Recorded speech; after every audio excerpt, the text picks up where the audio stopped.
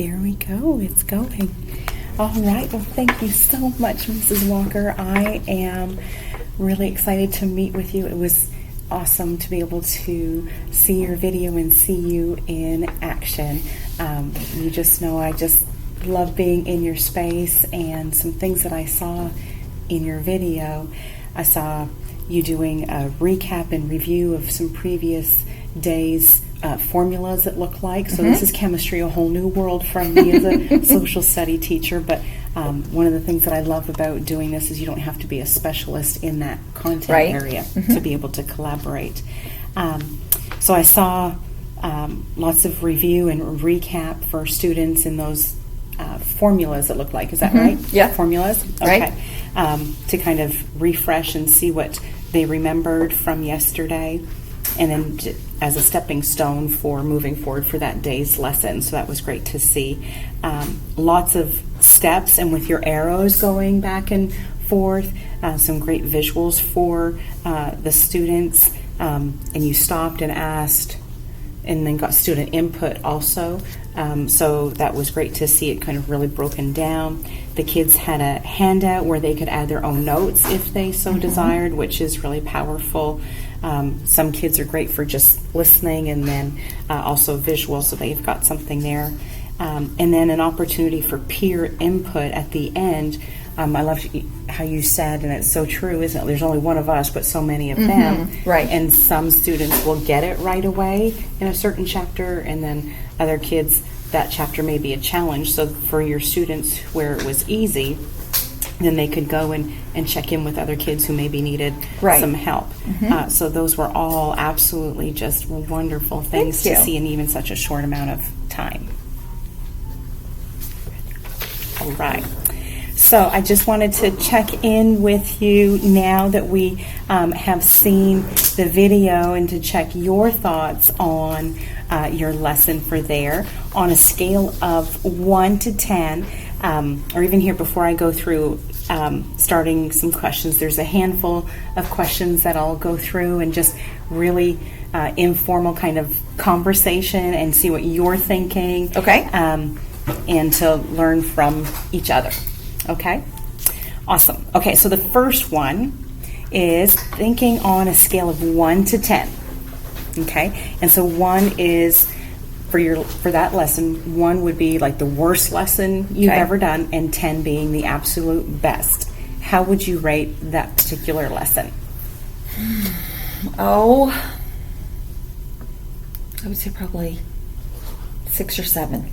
A 6 or 7? Okay, 6 or 7. That's good. It's not a number 5, because then you're right on the fence and I don't know what to think. I forgot to say that first. Anything but a number 5. Okay, so tell me what pleased you. What did you like about what you saw in that lesson? What did I like? Well, I like the subject matter, and so that always makes it easier to go over if it's something that I actually enjoy. Absolutely. I like that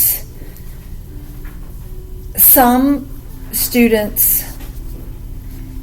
were involved, I mean, I know the video didn't show the students, but they were, I mean, you could tell they were paying attention and, writing notes and things like that. I did like that. I don't know. And that's hard. It is hard. Sometimes I find, I don't know about you, but lots of times we're quick to find out what we don't like, or to pick something apart, and we are our own worst enemy or harshest critic. Absolutely. So I think it's very powerful, though, to pull out some things that are positive, because we just tend to kind of navigate in that direction. So absolutely, subject matter, when we actually enjoy it, that makes it all the better. And seeing, getting excited or interacting with the kids when we see them responding, then that encourages. When there's little light bulbs go on. You can see, and isn't that what it's all about right there? Awesome. Okay, so here's some things that we liked, but you did say a 6 or 7. For you, what do you think it would take to move it closer to a 10? What comes to mind, if anything? For it to be more just that particular lesson in my mind, a 10 would, what would it look like? I think all students would be actively engaged at all times. Yes. Which I haven't figured out. I'll be honest. I mean, because, I have one kid who is so super smart that all he wants to do is read books. And you hate to tell a kid you can't read a book. Mm-hmm.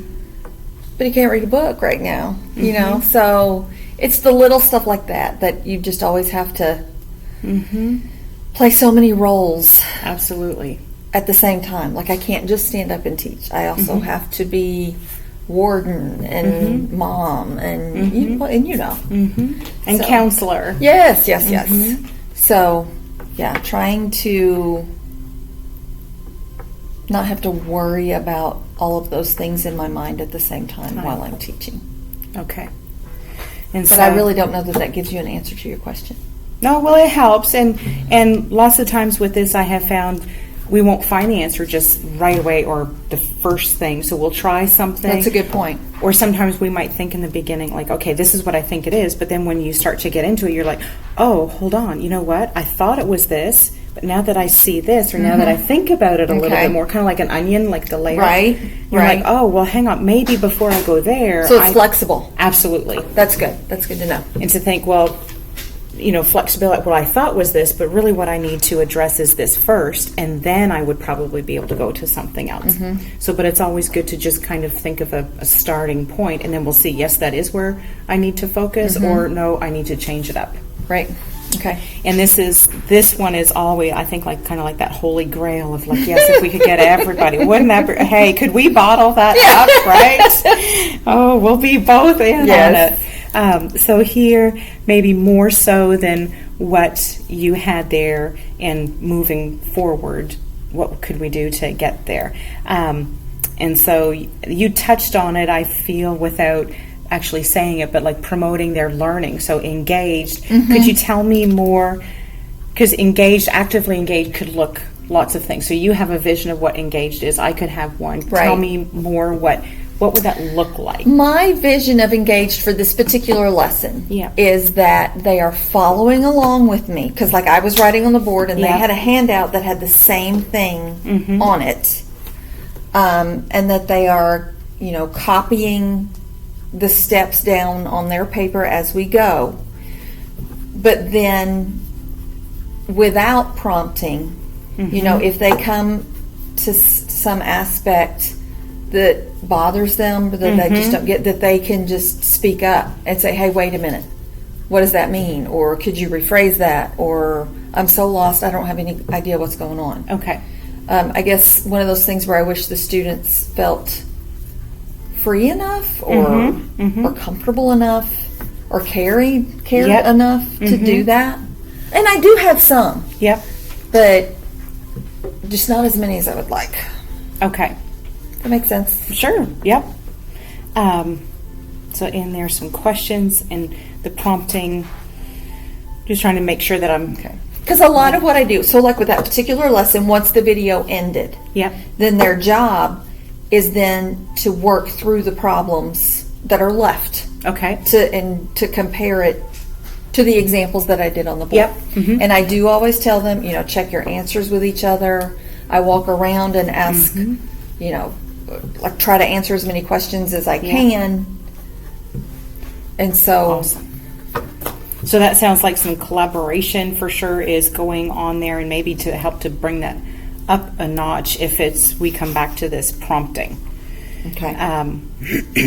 My wheels are, from what you've been saying, my wheels are starting to turn. So what that looks like, so a change, kind of what we could observe, and I'm trying to then think maybe what we could measure. Do you have any idea, talking about measuring, like what we could maybe look for in regards to some prompts or some changes? Hang on, that's more than one question. So if we want to make a change of some kind... Well, just let me tell you where I've come from, because I've done this a long, long, long time. And it used to be, and because this is a math unit, Yes. and I would give them math problems, and that would, they'd have homework and they'd turn them in the next day, and I would grade and return and grade and return, and I was working myself to death. So now, ultimately, what I do is I do examples, I provide problems for them to do, and I give them the answer keys, and I don't grade until the test. So a lot of it is, I guess, self-exploration now, rather than me doing it for them. Yes. And a lot of kids aren't handling that well. So, do you see lots of kids struggling with that? Yes. Yes, that inquiry. Because so many times I feel like they're accustomed to, okay, you are the one with all the knowledge on the empty vessel, and just pour it into me, where now we're expecting them to inquire and find out. So combination of that dynamic along with some things from what you had said, my little notes here about some more number of kids being involved, actively engaged, and taking some initial, or be able to check for comprehension. Yes. In there, and then coming to the prompting. If we think about kind of making a goal for you, have you heard of SMART goals? Because that's kind of a word that's kind of floated around. So with SMART goals, it's you've got something that is specific, and you've got measurable, and the letters are going to stand for a few things. So we've got SMART goals, and then we have something called peers goals, which are fairly similar. So it's something important to remember for those kinds of goals. For us, we want to make sure that for P, it's powerful. So whatever little goal, large or small, that we make, it's going to make a difference in the kids' lives. So like from what you had just said, if I'm understanding correctly, we want to make sure we incorporate something that'll help them to, maybe for you to be able to check comprehension, and then 2, for them to feel like they can ask questions to help them with their self-exploration and inquiry piece. Is that right? Yes. Okay. And for sure, we think that would make... well, and that, like you say, giving them confidence or whatever, that's not only going to help here, that's going to help everywhere. Yep. Awesome. That's kind of what I was thinking. To see we're both on the same page there. And this is really important, because I can think of some different ideas, but this is not about me, and I'll get really excited. So to remember, like, it's for you and the kiddos. So easy, what we'll come up with is it simple, clear, and easy to understand. So we'll aim to have that. And we will look for emotionally compelling. So for you, a goal that will include having kids more engaged and more confident eventually in their inquiry process. For you, on a scale of 1 to 10, how would you say that, how important is that to you? That's way up there. It's up there. Would you say maybe that's kind of something like you think about in the morning, your drive home, like how can I, when we think about that lesson, like how can I get them more engaged? Is that something that kind of runs through your mind? Yes. Okay.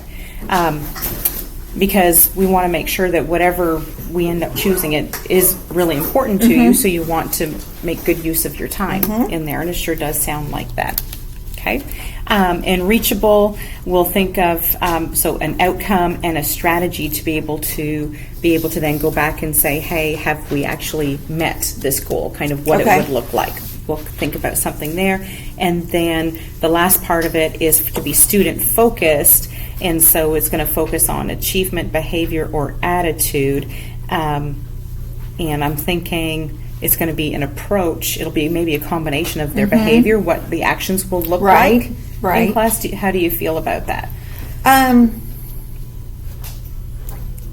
I agree with that, because those are more like my observations. Like those, I guess, like it's not a grade I'm going to put in the grade book. But that's something that I can see while I'm standing up there teaching.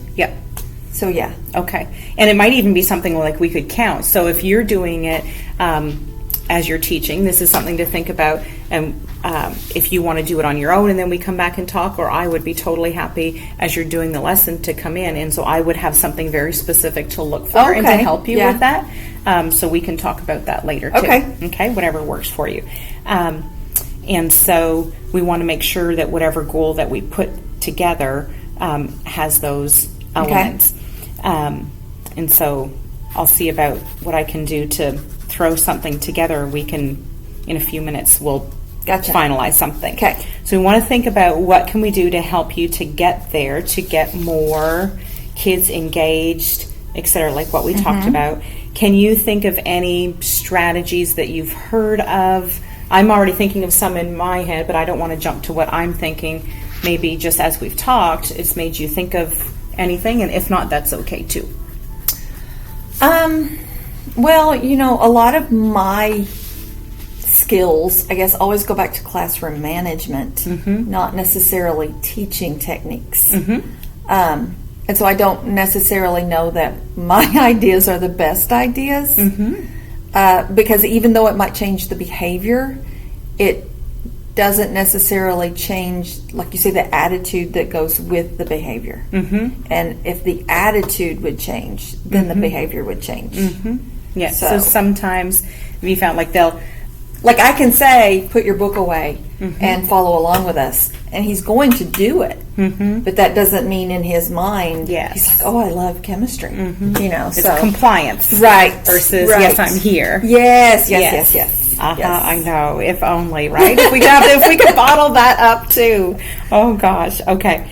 Well, as you're talking, some things ran through my mind. And speaking of skill sets, classroom management, I would love to come in a whole lot more, because you do have an amazing run. Your classes are run amazingly, and there's order, and there's a lot to be said for classroom management. And if there is no classroom management, then none of that other stuff can happen. So, boy, that would be so awesome. Wouldn't it be awesome, wonderful if we could spend time in other teachers, just different ideas and that. So maybe we'll be able to work there. But in the meantime, we've got this, and I'm always happy to work with you. A couple of things. I know in some other conversations that we've had, we wanted to make sure, or we talked about, not having a lot of time. We're always, time is not on our side. So we could do, review activities or review game or things like that, but that's not always an option. So I tried to think of a few things that you could do perhaps in the moment and to weave into instruction or as they're collaborating together, doing peer things.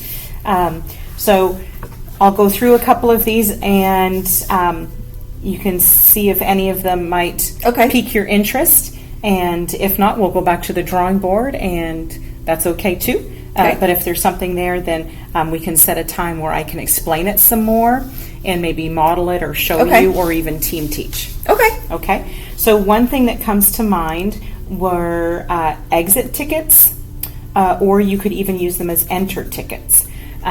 So when you're at the end of the day's lesson, you have them fill out something short and sweet. It could be on paper, and so you could flip through, because I know you and I, as much as we do technology, we still love paper. Or it could be a Google form with something, or even something as simple like as a sticky note, and they write something on the way out the door. So it doesn't have to be complicated. Or there's something called Poll Everywhere. There's different polling things, and so they could just do something there and put a poll or answer something. So that's an idea. You could do that at the very end, or as they enter class, and you have them fill that out. You could look at it right away, and you could check for comprehension, and you could know, okay, I need to touch on this before I go on to something else. That's an idea. Whiteboards, I have seen, and just like little whiteboards at the Dollar Tree, and whatever question or something you want to check for understanding, you have them put a response, and they all hold up the whiteboard. So that could be something you could work with as an option. Similar to that are response cards, in kind of like a yes or no, so that you would have a class set, and we could laminate them or whatever. And so yes or no, or whatever option, A, B, C, D, whatever you're wanting for Right. your quick formative there to check. Or sometimes people will do it with red, yellow, green. Okay. Similar to that, or thumbs up, thumbs down. Going back to that video, you had lots of steps in there. Mm-hmm. So, everybody have that. If we've got it, like, yes, I'm good with this step, give me a thumbs up real fast. Or like, I like that idea because, and I do that. So I'm like, okay, Yep. Is everybody okay? Do you have any questions? And it's like crickets. yes.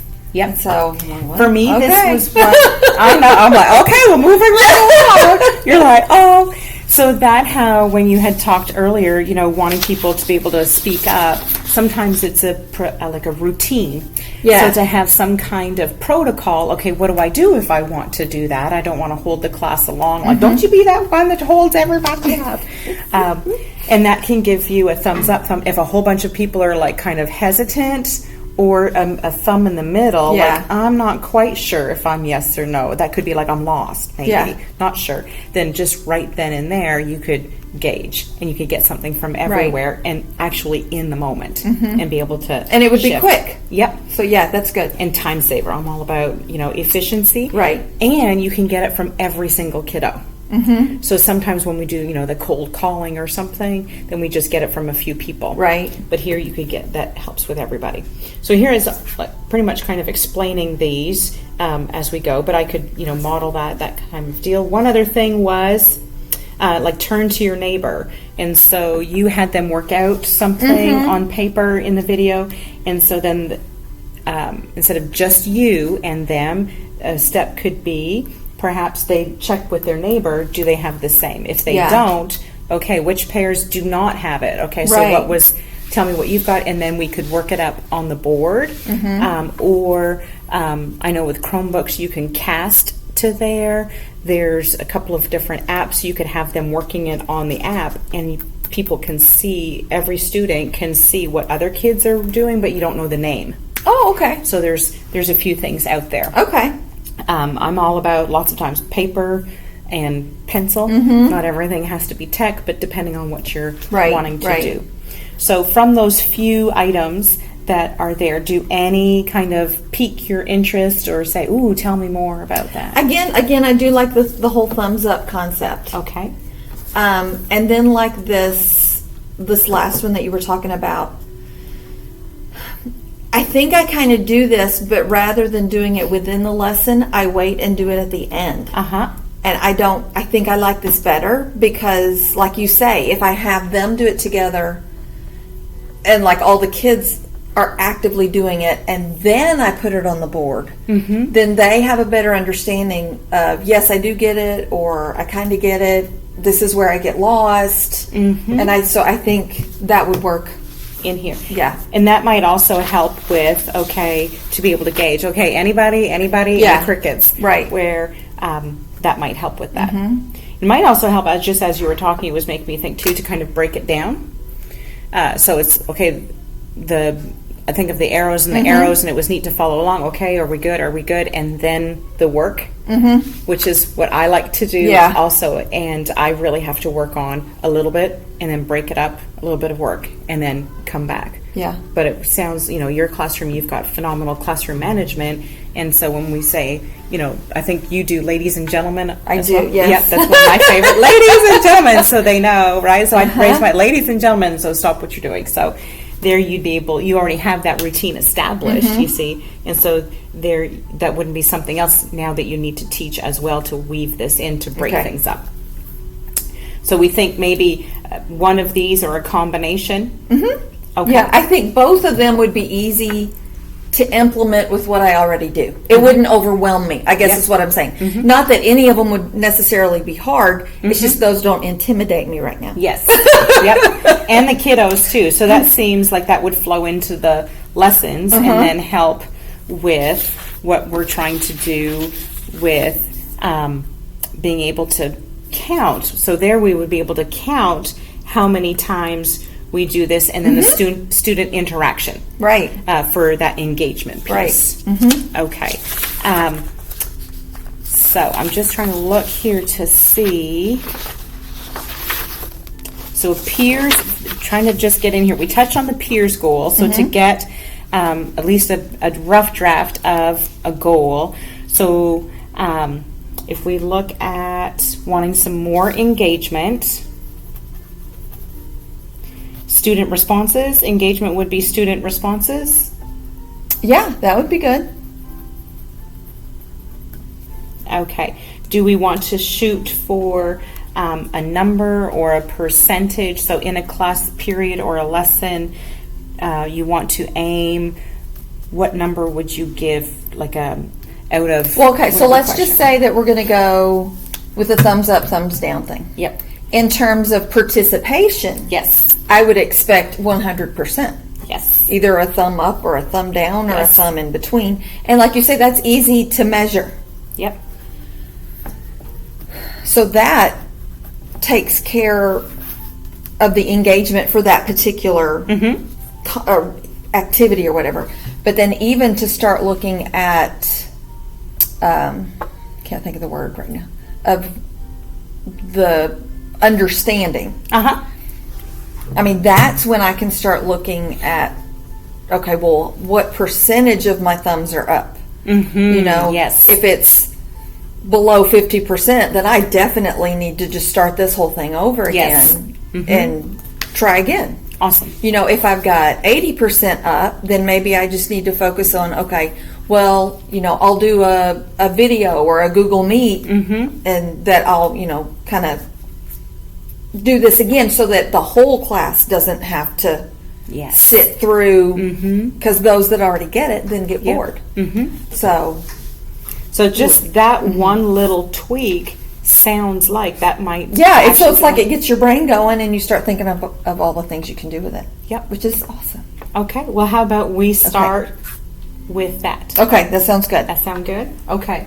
So all that we need to do are, you know, what by when and by whom. So all we need to do are our next steps. And that is just to check to see for calendars to see if you want to go ahead and implement that, or if you would like me to come in and count or do anything. Well, I think I could implement, and I think I could count at the same time. Okay. So then I guess it would just be a time for you to choose whenever you want to do that, and then for us to meet back up and then just kind of talk about, see how it went. Okay. Does that sound good? Yep. Okay. Do you have any idea what your calendar looks like? Well, I'm just thinking. Look at May next week. Oh my gosh. Yep. So here already we're next week in May. Do you have a day that's better? So this is the day that I would implement in the classroom. Or that we would talk, for a time for us to come back and talk. Oh, okay. So I implement it, and now we're scheduling the time for us to talk about it. Okay. To see how it went. So yes. So I could. Oh yeah. So beginning of the week or end of the week, do you think would work better? What does that Wednesday look like for you? I'm good. Yeah. Let's just do it that Wednesday. Okay. And do you want to do first hour or after school? Let's do after school. Okay. Are you okay with that? Yes. Yes. Okay. So we'll put after school. Sweet. Okay. Awesome. Do you have any questions, anything that maybe I didn't ask you about, or anything on your mind? No, I'm good. Okay. This is good. Awesome. Well, I can't wait to see how it turns out. And again, to always have a chat with my Jamie. Okay. Thank you so much. It's been a pleasure. And if you think of anything in between now and then you just holler at me. Okay. I will. Okay. Thanks.